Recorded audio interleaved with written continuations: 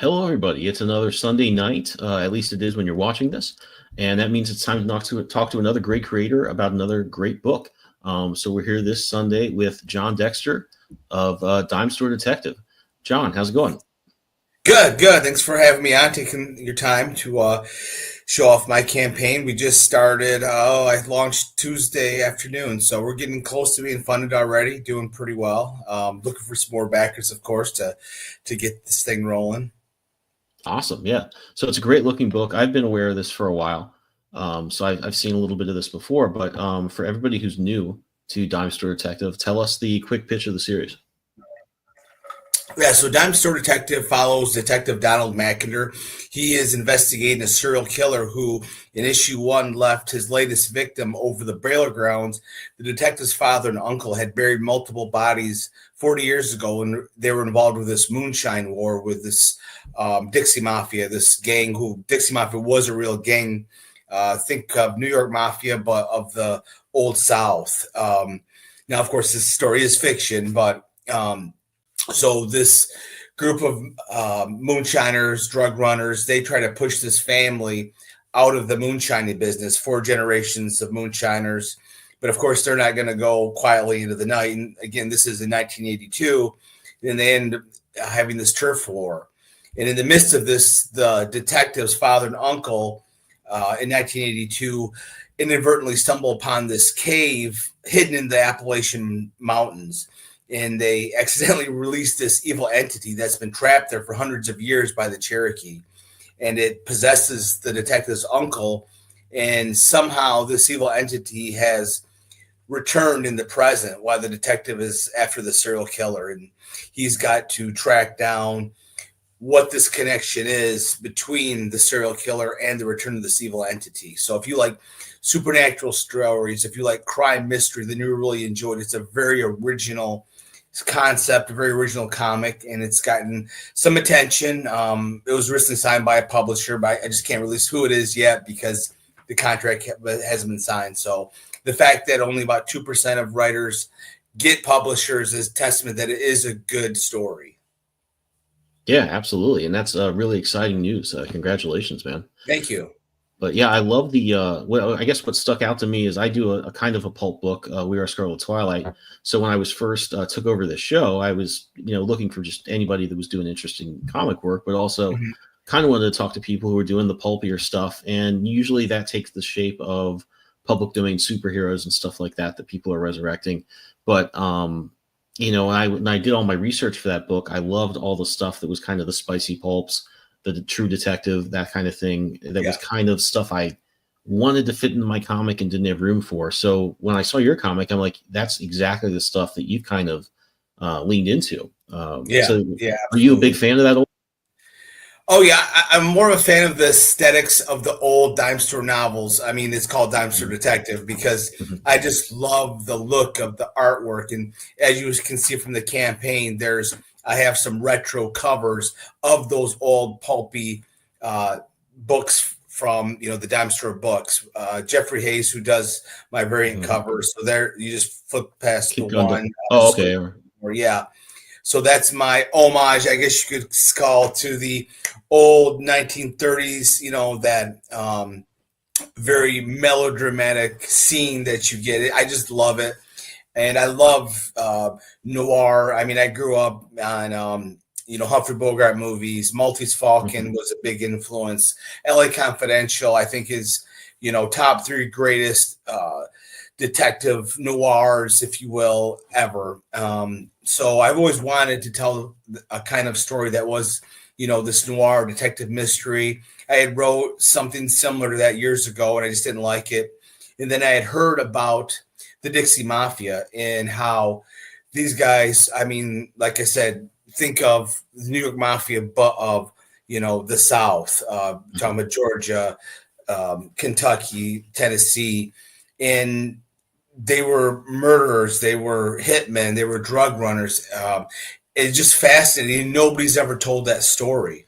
So I kind of keyed in on that and wanted to tell a story involved with that. And it kind of came together really in an afternoon drive that I had the one story written, and then with this, I just thought it would really meld excellent with a very original story. Yeah, I can't stand the repetitiousness of so much movies, comics. If I'm gonna write, it's going to be very original.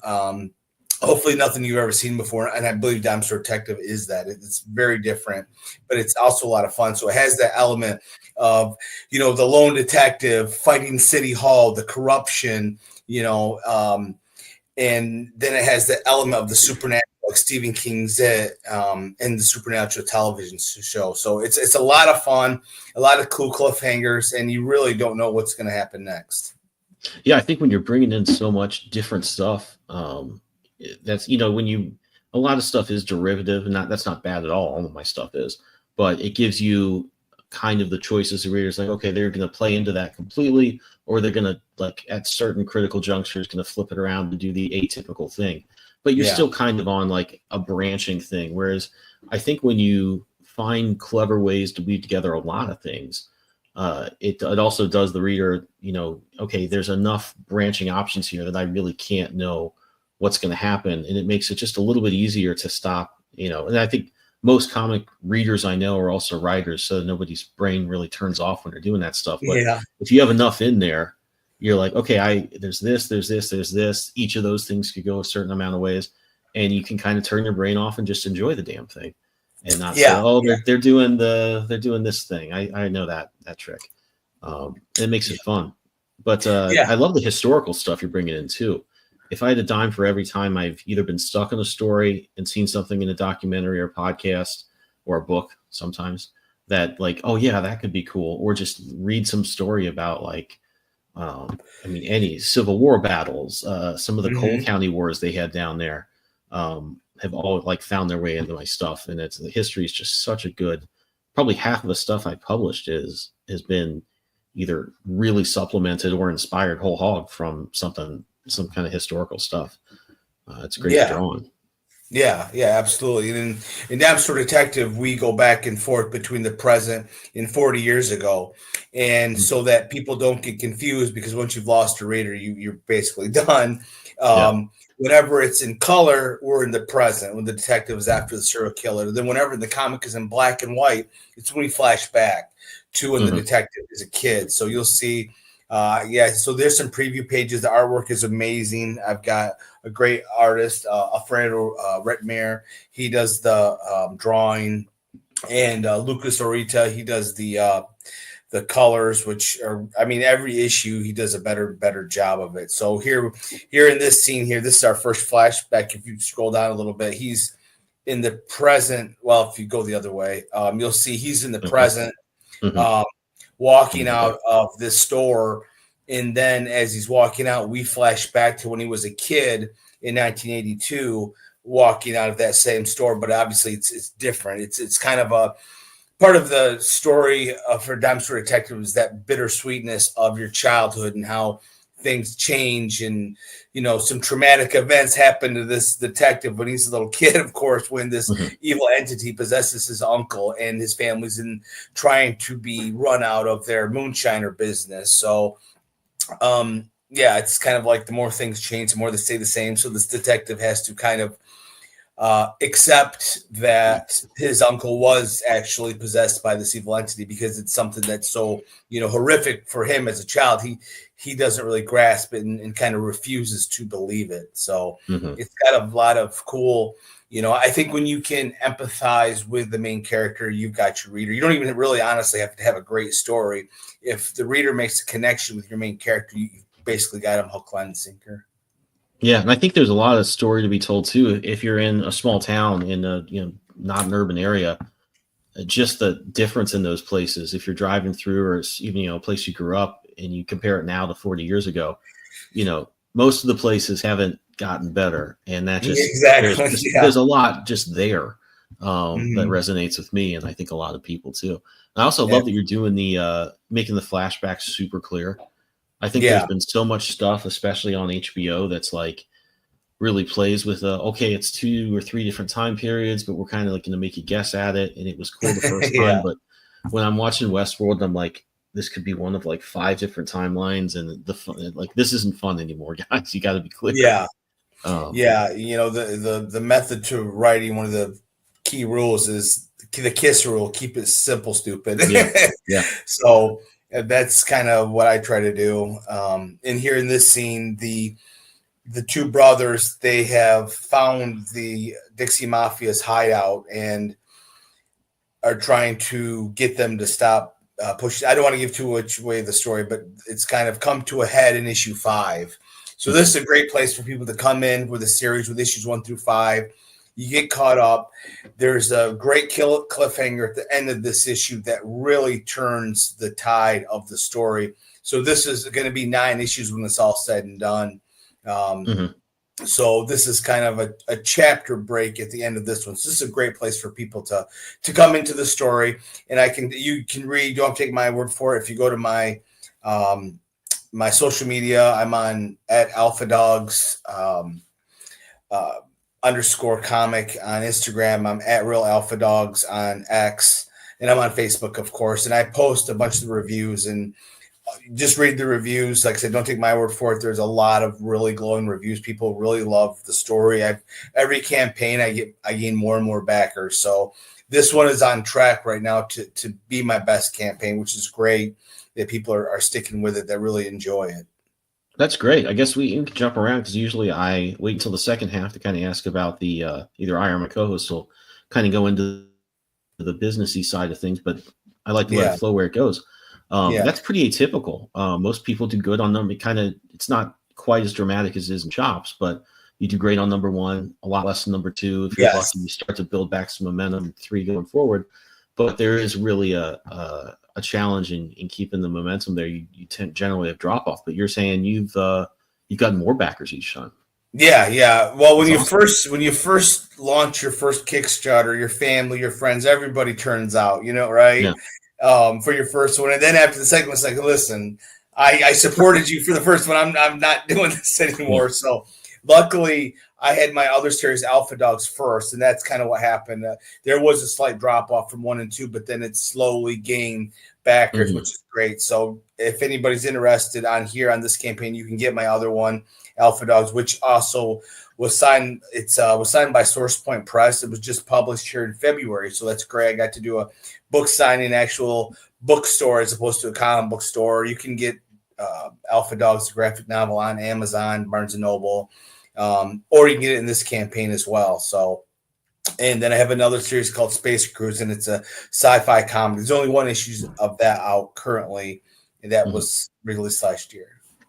Cool. So I mean, that's the nice thing about once you got a little bit of a library built up, you're always going to get somebody that's going to do the catch ups, and it's going to make it so much easier to at least, you may not, you'll be getting more or less backers through different campaigns and certainly between different books. But it's awesome when you've got people that are like willing to pick up the old stuff, and you're going to do a little better each time. Financially, it just makes it easier. Especially, I mean, I'm lucky I draw my own books, so I don't have to worry about paying an artist. But that is nice. It's really hard to keep that going when you need to be making more and more, and to get your artist paid and your letterers and all that stuff.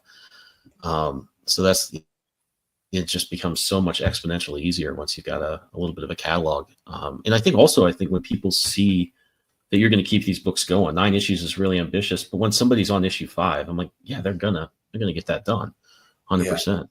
Yeah, absolutely. Yeah, this will be, like I said, this was signed by a publisher here recently. So they publish the graphic novels. They don't publish singles, but they publish the graphic novels. So it'll have a graphic novel coming out next year, which is great. So hopefully with the graphic novel, it'll get more eyes on it. We'll see. But it's a slow build, and like I said, people have enjoyed it. It's a very original. We could always, if you want, we can show the trailer. The trailer's awesome. I'm really proud of the trailer. I've got a great crew that put the trailer together. So, all right, is there some dialogue in there? No dialogue, no. Okay, so we usually try to, because a lot of people just listen. So we'll put a link into that though, so that people can check it out. Yeah. It's got music. It's got really cool music to it. Cool. Cool. So I was going to ask a little bit about kind of your genres that you're working in. You mentioned Stephen King. I think, a lot of the movies that really inspired you. from a comic perspective, or at least comic adjacent, I sort of include those old pulps that you're referencing in those covers here, where you like this thing, everybody sees that and they're like, oh yeah, it's those magazines that were around before Batman and Superman were big. So I feel like it does kind of fit in the comic lexicon, visually and the editorials and stuff like that, people that are into that. So I think, did you really set out to do something that was, you mentioned you had written this a while ago and it was more pure detective, or it was inspired by Maltese Falcon, stuff like that. It was added some stuff.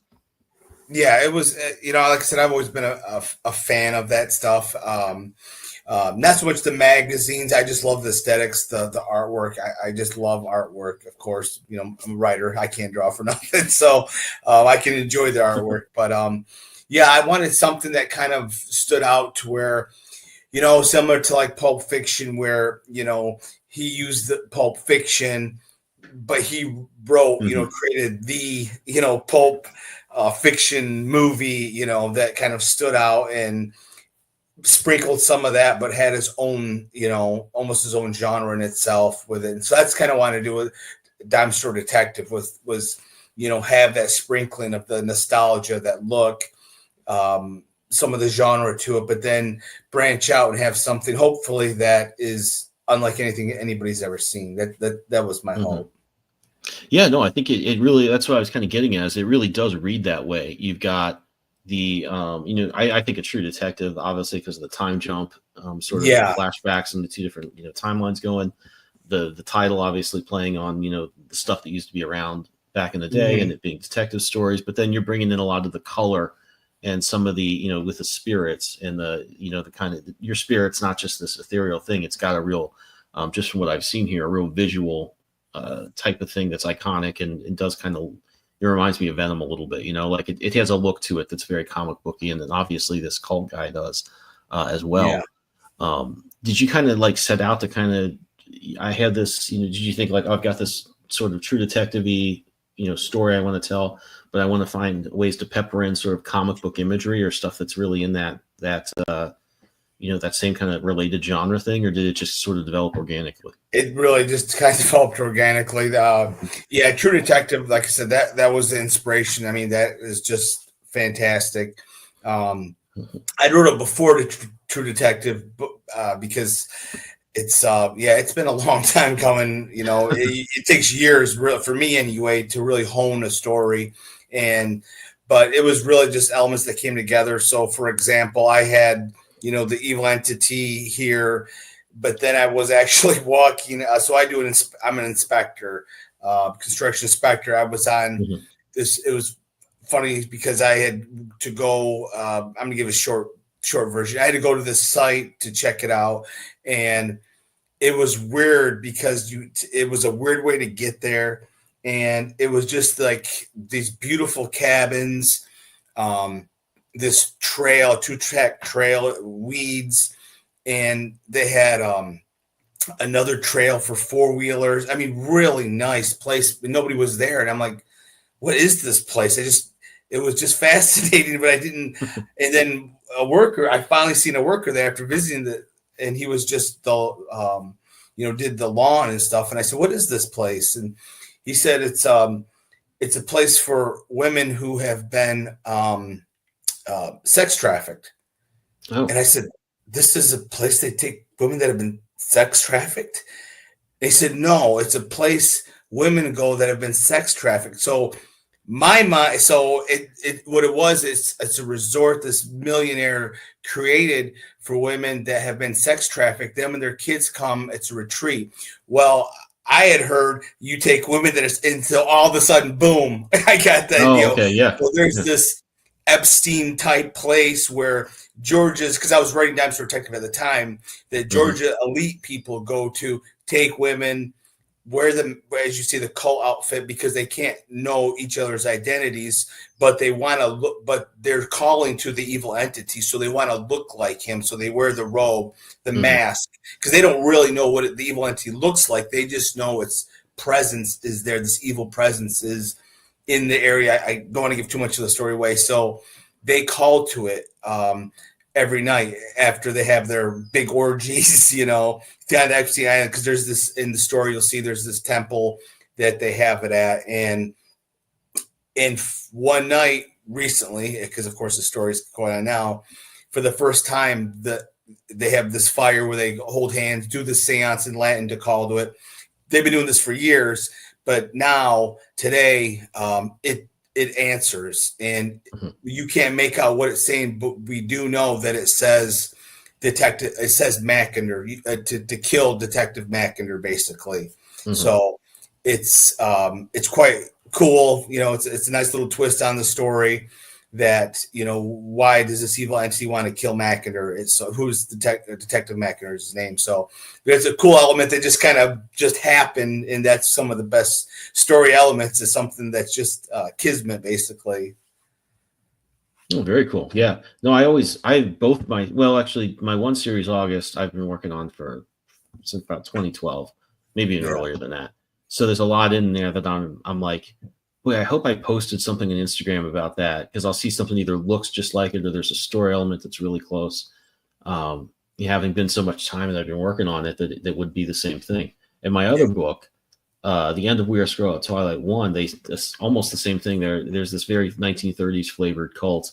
In the 30s, they summon this demon, and it basically plays out. There's a show on Netflix. I think it was a show. It might have been a movie called Archive 83 or something like that.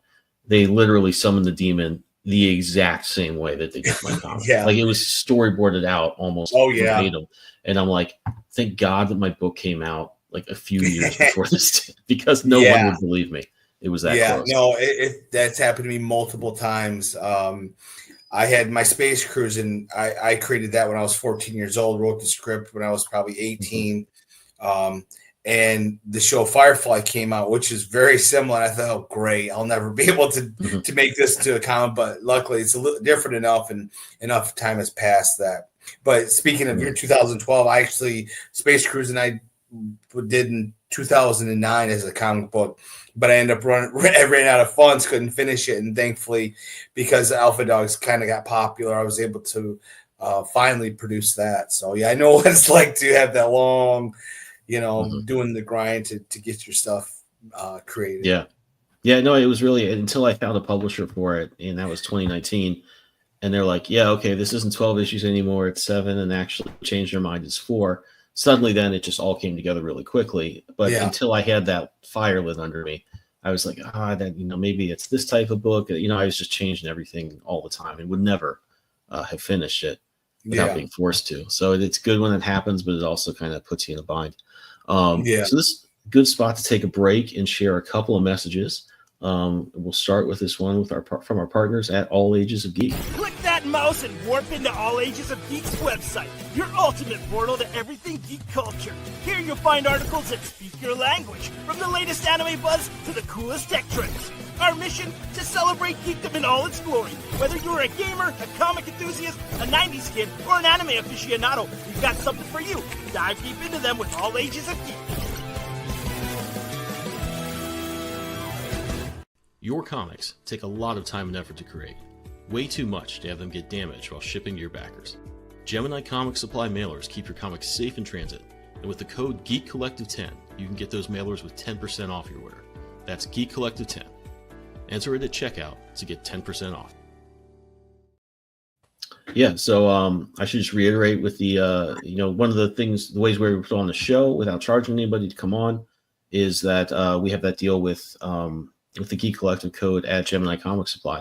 And if you're shipping out your books, you got to protect them. It takes way too long to make these things, so let them get to your backers, dog-eared or anything like that. And I just read that people are saying these bags and boards and mailers are going up because of the tariff. So it's definitely a good time to use that code and get out ahead of that. Let's get back to John's book here. So we touched on this a little bit, but you've this is your 5th issue. You've got this story going for a long time, and you're going to keep it going until issue 9. It's going to be out in stores. You've got a few other series going. How do you kind of take us through like how you put together your campaigns and how do you fund them from the funds of the last one and just use the momentum to keep going? How do you kind of approach these things in a general sense? Yeah. Oh, I mean, I'm always in the red with every Kickstarter I do because, like you said, you basically take what you've made and roll it into the next one. So yeah, it's definitely expensive. But you got to believe in yourself and think there will be, success at the end of it. And I think so. Like I said, I finally recently I released my first Kickstarter in 2021. So I got a publisher here last year. Then it got, published because there's a 9-month build up to get it released with all that crap that someone else has to figure out. But yeah, so I hope there's going to be payoff, and it's starting to slowly. It's a slow process. You got to put the work in the grind. But I basically I hired Stone Tower Studio. They are the ones that basically do all the production on the comics, art, lettering. They do all the graphics for here because I don't know anything about computers, so I don't know how to do graphics. So they put it together. They do a great job too, and so that's kind of the process. And I just found them. I was in 2020. I was put out a call on Facebook under the writers looking for artists. They answered it and blew everybody else away. And as you can see, their covers are amazing. They do great work. I got really lucky with finding them. There's one of the old school covers, the retro ones that right there for issue 3. That is very reminiscent of the bad guy hating the villain, mad scientist, or doctor hiding behind the door ready to plunge the dagger in the detective. And of course the girl is all tied up in rope with a kerchief over her mouth. It's very much in that vein of the old dime store novels that I love looking at for that one. So yeah, no, it's great stuff. So that's kind of interesting. So this is just a studio you found that does all the art, all the letters, production, and then puts together your Kickstarter graphics too? Yeah, they're great. Wow. I got a great team. Luke Sharita, he's kind of project manager. He suggests people. I really work with mostly 2 artists. One for my Alpha Dogs, and then Fernando Malik does the Alpha Dogs, and then Alfredo Rickmayer does the Dexter Detective. And one of the cool tiers on here is a page of the original art from the comic book. So issue 1 was drawn, half of issue 2 was drawn, and the rest have all been done digitally. So there's only a few of these pages left. I'm only offering 5. One's been sold already. And who knows, maybe the comic blows up and gets really popular, and those pages are worth a few bucks. But are they anywhere on the campaign page here? Yes, the original pages. Okay. Oh, here we go. Yeah. So that's original, that's OA, the original art from issue 2 that I'm selling in this campaign for $140, which honestly is kind of cheap if you look at what other people charge for original art. And again, there's only about 20 of these available. So I'm keeping a bunch of them, but then, I'm just because you got to raise your funds, I'm letting go with some of the pages. So that's a really cool tier for people to get their hands on. Yeah, I'm excited. I'm going to start doing that as well for my next campaign, is do a few of my pages. I've been digital for like 20 years now. Yeah. But recently just started getting back, got a light table and started getting back into doing stuff for real. And it's been fun. But I want to have some of those originals just to sell some of them, and then some of them just to have with me. I have some just a little more tangible than my final books. Exactly. And this campaign is where you get all my comics, every comic I've done. So there's the graphic now for Alpha Dogs 1 through 4. And then the newest one that just got released, issue 5 there. Then you've got issue 1 of my Space Cruiser plus all of Dexter Detective. So if you're interested, I mean, like I said, I can about guarantee you're going to enjoy the stories. Both of those series have publishers. So again, really tough to get a publisher. So the fact that I was able to get one, I think says, hey, it's a really good story, and people have been enjoying it. And you can watch reviews people have done on my comics on YouTube. And these aren't my friends; these are actual comic book reviewers. So, yeah, I mean it is. Especially with small publishers, man, they're not going to take a bet on something unless they really believe in it. So that is, it's a big investment. Yeah, it's a huge investment. It's huge risk. And I mean, it is I don't know how long you've been or how much they've done or asked you to do with getting. Have you been like calling shops or like how have you kind of approached talking to retailers if at all to take a Just cold chance on other calls. Well, shelves? Okay. first I was emailing, and didn't get a whole lot of response. So I said, screw it. I'm gonna call up 50, and I've had to take a break because I've been so busy with the campaign, but I'm gonna hit it again here. And I was surprised how many people said they would, So the nice thing is volume 1 is almost sold out. Now, granted, I didn't print up a whole lot, but volume 1 of Alpha Dogs is almost sold out. I've got about 50 left to sell before I'm sold out. And so then next year we're going to do another print, but it's going to be issues 1 through 5 instead of 1 through 4, because Alpha Dogs is 10 issues to finish up the first volume. So we're going to do it. I got a new cover that I'm going to show off later on in closer to the end of summer before I launch that one, which I'm pretty excited about. Cool. Yeah. So it sounds like you got a lot going on. Yeah. I mean, I'm always interested to hear somebody share what they've done to get in stores, because that is, it's such an uphill battle if you're an indie. Yeah. And you're not doing, sometimes people like the not superhero stuff. Sometimes people want to see the superheroes. I mean, I tried sending out posters with like a letter. I didn't hear anything back from anybody. Yeah, it's so tough. Yeah. Yeah, it's it can be discouraging. And then I've talked to other creators all the time, and it's I feel like I've heard that signings are a really good way. If you can call up a place and then say, hey, could I like sign books some afternoon and sell some? And I think that's probably a good fit. I can certainly see why places that are not ordering anything but like Batman would maybe be up for doing that. Yeah. The only issue with that is a lot of like chains that I found like in the area, they'll let you do one, Yeah, okay. And then it's tough. Like Barnes and Noble, I've been trying to get in there to do a signing. It's really tough. But there's smaller ones that will let you. I've only done one, and that was for the release. And I actually sold 17 graphic novels, so I was pretty ticked about that. Nice. Yeah, that was huge for me. That was big, considering people don't know me from Adam, So that was pretty cool. But I'm hoping to do some more here at some bigger bookstores. But again, Barnes & Noble's tough to get into, and basically it's Barnes & Noble and a few other places, But bookstores are kind of dying breed, as you well know. Unfortunately.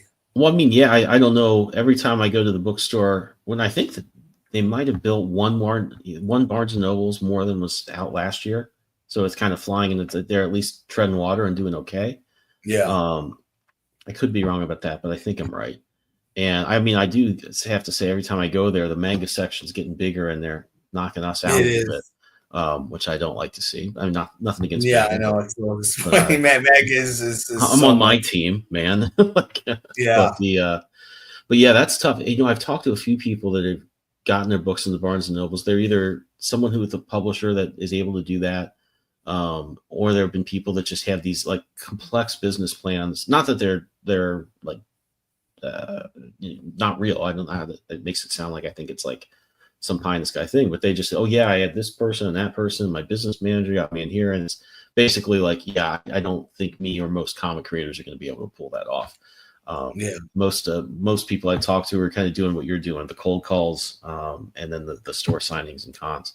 But yeah, I think I told, who was it? Probably it might have been David Pepose, who does Cable and Space Ghost and Captain Planet. So I think if I'm thinking of the right person, took like a month or a week off of work when he first was starting some of his smaller books and just called every comic shop and get fined. I thought, wow, that's really what it takes, I guess. Yeah. Well, unfortunately with Diamond going bankrupt, I haven't tried. It's tough to get into bookstores unless you're with, I think Penguin, yeah. Lunar, and there's another one I can't think of, but Lunar is kind of the big deal nowadays. So I'm hoping that my goal is to push Source Point Press to get into Lunar, so that way I can get them in comic stores, because it is tough to get into comic stores unless you've got a distributor, because if you mail it, obviously you make no money. You make so very little on the graphic novel anyway. Yeah, that's one of the things. I was listening to an interview while I was mowing the lawn the other day, from a guy that basically is completely does a web comic that he mostly puts on Patreon, feeds Mhm. into it with a couple of Facebook pages. That's one's like a Dragon Ball Z fan group, and one's his comics Facebook group page. But he's like, yeah, I don't really like to do printed pages. I don't really. He completely was not approaching from a bookstore, or a comic book store, goal oriented goal at all. He was just like, I just try and keep it digital. Yeah. And his point was, and I think it was, probably right, that hey, there's just so much overhead there. Yeah. And beyond that, you got diamond going down, you've got shipping going up all the time. God knows what the tariffs are going to do if that continues. Like, it's hard to turn my nose up at that approach, but I mean, that's the goal, man. I want to see my stuff in Barnes and Nobles too, and it's hard to let that go. Yeah, it really sucks because when I just printed this, the graphic novel for the reprint, I did it right when the tariff started, so I had to pay an extra $400 than what I was. You're kidding me! Wow, no, it really sucks. Oh, dude, that sucks. I thought that. I know. Where do you, if you don't mind saying, where'd you print these up at?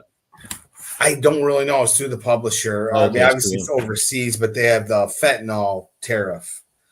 Oh, that one. Okay, because I thought I read that for some reason books were going to be exempt. Even from China. Well, they were sort of, but they still have the fentanyl tariff. Yeah. So that kind of sucks because, again, like as you know, you make very little off your stuff when it goes. That's why I love Kickstarter. I mean, Kickstarter really is paying for printing. Yeah. So that's a big, thank God for Kickstarter. I wouldn't even be doing any of the supplements for Kickstarter because I set my stuff to a bunch of publishers and, basically cold call. Here's 5 pages. You don't hear anything back. It's really tough. But, if you got a good product, my belief is that if you're good enough, eventually you'll make it. It may take a long time. But that's my belief. At least that's what my story. I'm sticking to it, So No, I think the same thing. I mean, and I'm also in the same boat where it's like, thank goodness crowdfunding is what it is. Because same thing. I was looking for a publisher for years and years. It is almost like, have you ever seen Wolf of Wall Street? Yeah. Okay. There's a point where he finally gets his foot in the door as a stockbroker, and it cuts to like, finally I'm going to start making some money, and the elevator's doors closed, and it cuts to the next scene. That's like the 80s crash, whatever the day of the 80s crash was, Black Friday, and I think 87. Oh, yeah. And it's just like, so I finally got accepted as a publisher. I was so pumped. And it was like late 2019, right before COVID. I'm like, oh my God, right. That's when it happens. And who was your publisher? Don't mind me asking. It was a different publisher at the time. I'm not going to mention too much about, but fortunately we just parted ways. And I was lucky to do that, I think. And once I did Scarlet Twilight on Kickstarter, I was able to do Scarlet Twilight with Red 5, who I have nothing but great things to say about. Yeah, I've heard and they were able to publish that book as well. Nice. But yeah, that was, and I think they've asked like, oh, it'd be great if if you weren't doing this in crowdfunding first. And I thought, well, that's kind of how you found me. You wouldn't have known about me otherwise, because I had some books done before, and not heard back. But the crowdfunding pays for everything. It wouldn't be, and I hope that changes. That's obviously the goal. But right now, I think at the level, just crowdfunding's let so many of us make enough money to make this worth doing and stay in the game. To keep doing like what you're saying. If you just keep at it and you're doing good stuff, you're going to get better and it's going to get noticed. Yeah. I've heard good things about Red 5. They're newer, right? I think they've been around a long time. Oh, I think they were initially guys from Lucasfilm, I want to say. Wow. And that changed hands. Yeah, they changed, and that changed hands. And then another, and they had kind of a shuffle a few years ago as well. But I was around for like the last 2. I think I've been with them, or at least talking with them since 2021, and it's been a fantastic experience. So. Oh, good. Yeah, I know. I want to say, like, knock on wood, which I don't mean to be suspicious of them, but I just hear so many horror stories from so many other creators about publishers. And I'm just like, man, something bad's going to happen to me. If you can, so many went under after COVID because they had the boom and then everything dried up. So the fact that they were able to survive it, and SourcePoint, same thing. I mean, they were close, but they were able to, they kind of reshuffled as well. So it's kind of been a relaunch for them for 2025, and I've been fortunate enough that I was the first new writer that they signed. Cool. So that's really cool. But yeah, we'll see what happens. It's a lot of stuff's going on, a lot of moving parts. So we'll see what happens. But yeah, it's cool that you got in with them because, like I said, that I've heard good things. They do single issues, huh? Yeah. I think we're going to do the trade paperback once I get done with the next series, which has taken me a long time. But yeah, I mean, it's weird in that there's so much transition. I think Diamond is the most cataclysmic one, but yeah, I don't know. I also kind of feel, you mentioned like you're the first person, the source board kind of reorganized a little bit, and you're the first person, the new writer, that you said, like, yeah, it is kind of exciting now, like there's a lot of change. It's really, a lot of plans have been shuffled. You never know from month to month if stuff's going to do well on Kickstarter or not, but like, it does feel like things are going to get better. I find myself feeling pretty pumped about the next few years. Maybe that's just some kind of weird mental survival mechanism. Hey, you got to stay positive, man, because I'm sure you well know as I do, there's so much down, feeling bad and just feel like giving up, and then but you stick it out. That's really what separates people is being able to get past that adversity and just keep grinding, because it pays off. It pays off eventually, Yeah, I was talking to a creator who I've had talked to on the show, who has really nice looking books, and they've done well, obviously enough to keep going. He does better than a lot of people I see out there, but it's not where he, I think, wants it to be or needs it to be long term. And he was kind of saying, yeah, he was alluding to that a little bit while we were talking after the show, and mentioned he had talked to some creators who said, so like, this is gonna catch on, dude. It hasn't caught on. It hasn't had that big campaign yet. But I was saying the same thing to him. Like, yeah, dude, I was thinking exactly that in different words. Like, this is not, at some point you got to think to yourself, it's more unlikely that this never catches on if you keep doing it and it's good and it gets better. Yeah. And you almost like the odds are on your side in the long term if you can stay with it. And I think I'm seeing a lot. I see a lot of people worried, but I'm also, you kind of look at how everyone's reorganizing, coming up with new plans, and I'm like, this seems like it's going to be a good few years. I'll eat my words, I guess, if it doesn't work out that way. But no, it is an exciting time, and I the way you're talking about all your plans, for this book, for other books, I would guess maybe feel a little bit of the same way. That there's absolutely a good time to be doing stuff. People have good ideas. I also think that people had to there's been at one point. It's been a different thing for different creators because the books are going to different places. They have different business models. But I think almost everybody I know over the last 5 years has had some point where their circumstances changed and they had to rethink a story or shelve it. And it's always come back better. Has that kind of happened to you at any point with this? Or? Oh, yeah, absolutely. Well, like I said, Dexter Detective was basically half a story. It was originally, so the genesis of the story was, you might remember when they were looking for Osama bin Laden in Afghanistan, they said there's some caves that are so dense that they haven't even been explored. So I had the idea, wouldn't it be great to have these Marines looking for Osama bin Laden, find this hidden cave, and in this cave is this evil entity that gets released and possesses one of the Marines' friends. He comes years later, he's a detective in LA, and shoot, I'll give some away.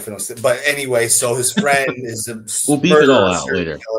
And he has to basically take his friend out. And I just didn't. It was okay, but it's like, it's okay. To me, being somebody that is an independent comic writer, it's got to be a great story because you're investing so much money. So I shelved it for about 4 years.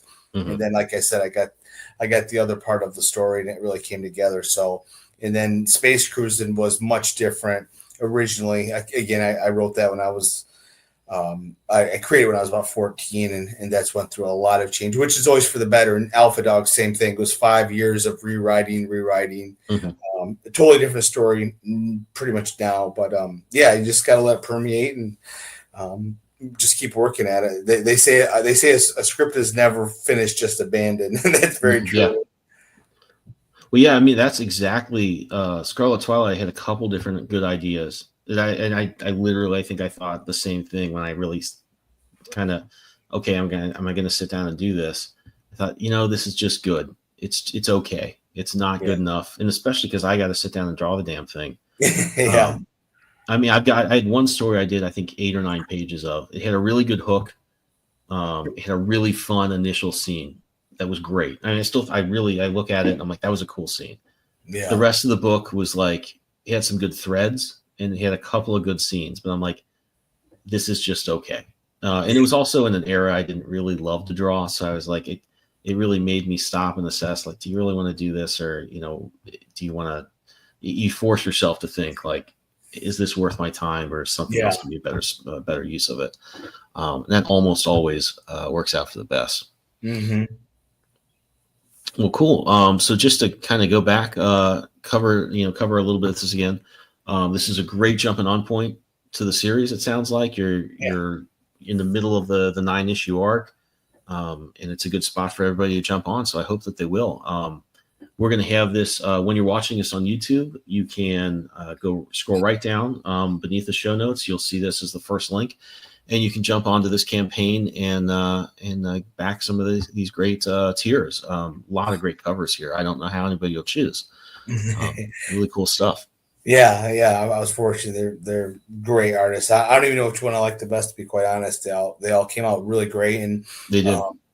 There's a tier in here. You can get some of the other covers in there. So yeah, you can get all 3 covers. And like I said, if you like that retro look, one of the bundles is to get all the variant covers that are really cool. And I sign them. There's a tier where I sign them all. You get a Kickstarter exclusive sticker plus your name on the thank you page, which is kind of neat. And a lot of fun covers out there. And again, very compelling story, very enjoyable. It goes by pretty fast. And like I said, people keep bugging me, when's the next one coming out? Luckily, this one, there wasn't that much of a gap in between issues because my artist started in drawing it as soon as the campaign was over with for issue 4. So cool. All right. Yeah, the artwork's done. The cool thing is the artwork is finished. You're not gonna be waiting, 6 months to get you. This one has a bunch of the covers. It's got, if you see the Man Possessed, I wanted that 1950s poster, in there, that look. Oh, so yeah, that one's cool. Really cool.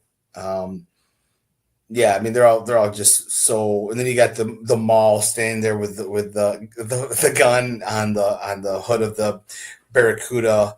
A lot of cool covers, and like I said, people I think will really enjoy it. A lot of great reviews. You can check my socials, and even on I have it. On some of my socials, I have a bunch of reviews in one post. So, yeah. Cool. We will try. I'll get a link from you to put that in the show notes as well. If someone wants to check out the reviews as well. Dude, I somehow missed these 2 covers. These are great. These might be my favorite. They're awesome. Yeah, they're really cool. I want each cover to be very distinct, very different from the rest. So yeah, that one with I wanted that 1950s, that lettering. It's kind of hard to see probably from people that are sitting here, but yeah, if you go to the campaign, they're much bigger and very, very cool, gorgeous covers. And these are all first prints too. So you're not getting second or third. These are all first print comic books. Oh, very cool. So, all right. Well, I'll zoom in a little bit on these here so people can get a good look at them. I guess you can pause them if you want to take a closer look. But I guess we'll wrap it up there. Head over to Kickstarter right at that link below to check out Dime Store Detective. And before we go, I want to share just a couple other books that you might want to check out. And those are also going to be down in the description.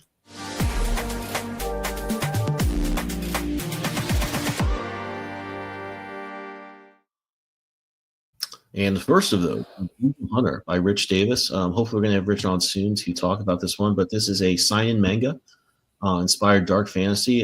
This one's really cool. I got to see, I think, all the art pages, at least, of this one. Really striking stuff. It's basically mankind is kicked out of the Garden of Eden and left to fend for themselves in a world dominated by angels and archangels and demons, all sorts of wild stuff. Very high fantasy. I get like such a cool late 90s manga vibe from this one, especially this image with that that kind of gradient logo. I don't know what it reminds me of, but it reminds me of something I like. So Yeah. this one's really exciting, and this one will be launching soon. So head over there and check that out. The next one I want to jump to is my book, We Are Scarlet Twilight, Cobalt Crisis Part 1. So this is the sequel to We Are Scarlet Twilight, and it's basically if Crisis on Infinite Earths or Secret Wars had been created in the 1940s. So you're going to get all that great stuff that you see in Crisis or Secret Wars, all these characters colliding from different universes, character deaths, big changes, traveling through time, space, all that crap that we love to see, but done in a 1940s Golden Age style. I wasn't sure I wanted to come back to this one because I liked how it ended the first time, and I needed a really good idea to come back to it. And I had, like we talked about here, a few that were just okay. But I was reading Crisis a couple of years ago for the 85th time and thought to myself, I've seen stuff like this or these types of events and tropes done so many times since, and I've liked them all, but I've never seen it done in that retro style. And I thought that would make this worth doing and worth going back to. So we're going to be launching this pretty soon. You can get this regular cover. You can get my retro cover that's inspired by comics of the 40s. And I just couldn't be more excited about this one. It's all written. I'm wrapping up the art for issue 1 and the fulfillment for the countdown book that was a lead into this. So as soon as I get those mailed out and the art done, we'll be launching this one. So I hope people will check it out. And the last one I want to share is called I Need Your Skin. It's a 30-page horror comic that's Joey Galvez, my co-host, is developing with a few other people. Alan Dunford from Grandma Chainsaw and a few other books. Brian Belando doing the art. And it's just basically a great team all around. I've read this one too. I did actually one of the variant covers. This one's going to be really fun, and I don't want to be the one to spoil too much of it. I'll let Joey do that when he's back here, but he has a lot planned that is very, very cool. And this book is the start of it, and you can get my variant cover, which you see here. I'm told this is based on a pretty famous piece of Misfits art, but since I only listen to 80s music, I don't really know too much about them. I'm going to take everybody's word for it that this reference lands. But it was a lot of fun to work on. I'm really glad with how it turned out. And I think you're really going to want to check this book out if you're a horror fan. Just a kind of Twilight Zone sort of thriller type thing with some supernatural elements. The book itself is really cool. What it's leading into and the universe they're building is very exciting. And I think that's all I'll say about it. So I think that'll do it for our books this week. John, I want to thank you for coming by to share Dime Store Detective, man. It was really fun to talk to you, and the book looks awesome. Thank you. I really appreciate it. I love your art on there. That 1940s look to that. That's great. Thanks. Yeah, no, it's so much fun to do that retro stuff. I can't love it. That's my favorite part, I think, of every issue is going back and doing my sort of 30s, 40s covers. Yeah, that's always fun. Yeah, it is. Well, I think we'll leave it there. Hope everyone will check out Dime Store Detective. The link, like I said, is right below. So until then, I will see you next week and keep reading those comics.